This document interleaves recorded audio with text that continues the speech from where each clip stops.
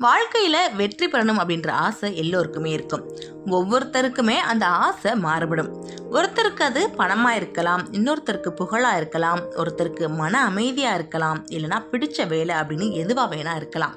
இந்த வெற்றி அப்படின்றது தானா வந்துடுறதில்ல. அதுக்கு சில முக்கியமான அம்சங்கள் தேவை.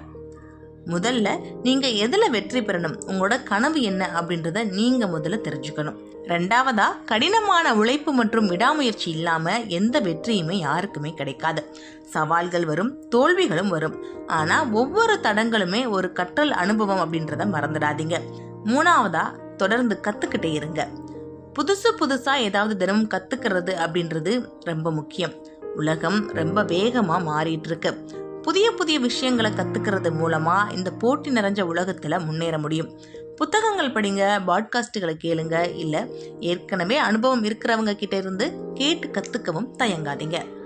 நான்காவதா, நேர்மறை மனப்பான்மையோட இருங்க. உங்களோட எண்ணங்கள் உங்க செயல்களை பாதிக்குது. நேர்மறையான எண்ணங்கள் உங்களை உற்சாகப்படுத்தும், சவால்களை எதிர்கொள்றதுக்கு உதவும். தோல்விகளை பத்தி கவலைப்படாதீங்க.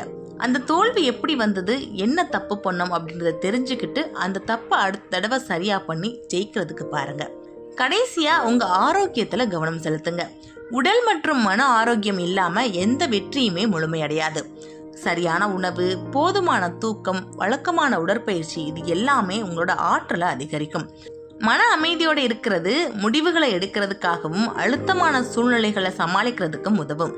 நல்லா ஞாபகம் வச்சுக்கோங்க, வெற்றி அப்படின்றது ஒரு பயணம், அது ஒரு இலக்கு கிடையாது. ஒவ்வொரு நாளுமே நீங்க செய்யற சின்ன முயற்சிகள் உங்களோட வெற்றி பாதைக்கு உங்களை அழைத்து செல்லும்.